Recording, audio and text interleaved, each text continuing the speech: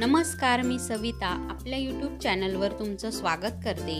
आज आपण बनवणार आहोत ताज्या हिरव्या वाटाण्याची भाजी। रेसिपीला सुरुवात करण्यापूर्वी तुम्ही जर चॅनलला नवीन असाल तर आत्ताच सबस्क्राइब करून ठेवा, म्हणजे नवीन व्हिडिओ अपलोड केल्या सर्वात आधी तुम्हाला नोटिफिकेशन येईल। चला आता रेसिपीला सुरुवात करूया। इथे मी 3 ते 4 हिरव्या मिरच्या कढईमध्ये टाकून घेतलेल्या आहेत। या मिरच्या आपल्याला डाग येईपर्यंत अशा प्रकारे भाजून घ्यायच्या आहेत। या मिरच्या आता मी एका भांड्यामध्ये काढून घेणार आहे। यानंतर आपल्याला वाटाणे देखील अशाच प्रकारे डाग येईपर्यंत भाजून घ्यायचे आहेत। वाटाण्यांना डाग आलेले आहेत। हे वाटाणे देखील आपल्याला एका भांड्यामध्ये काढून घ्यायचे आहेत।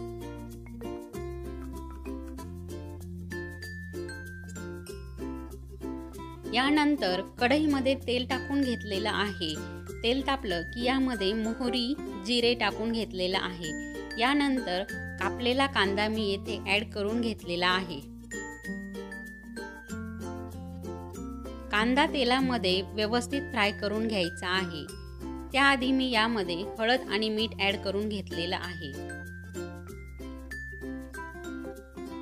कांदा आपल्याला गोल्डन ब्राउन होईपर्यंत परतून घ्यायचा आहे। कांदा गोल्डन ब्राउन झालेला आहे। आता मी यामध्ये लसूण आणि हिरव्या मिरचीचं जे वाटण करून घेतलेलं आहे ते वाटण टाकून घेतलेलं आहे। हिरवी मिरची आपण भाजून घेतली होती तीच वापरलेली आहे। हे देखील आपल्याला तेलामध्ये व्यवस्थित परतून घ्यायचं आहे। यानंतर मी यामध्ये टोमॅटो ऍड करणार आहे। टोमॅटो देखील आपल्याला व्यवस्थित फ्राय करून घ्यायचा आहे।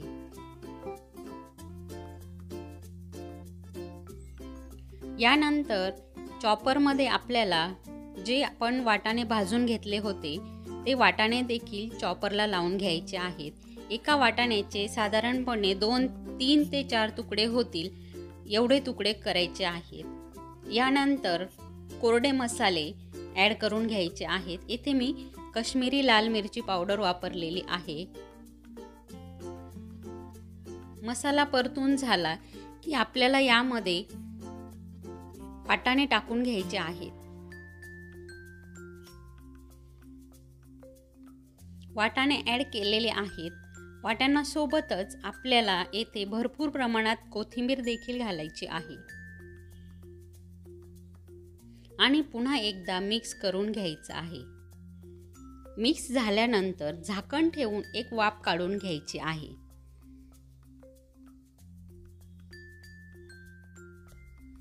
तुम्हाला रेसिपी कशी वाटली हे सांगायला विसरू नका। पुन्हा भेटू एका नवीन रेसिपीसह। धन्यवाद।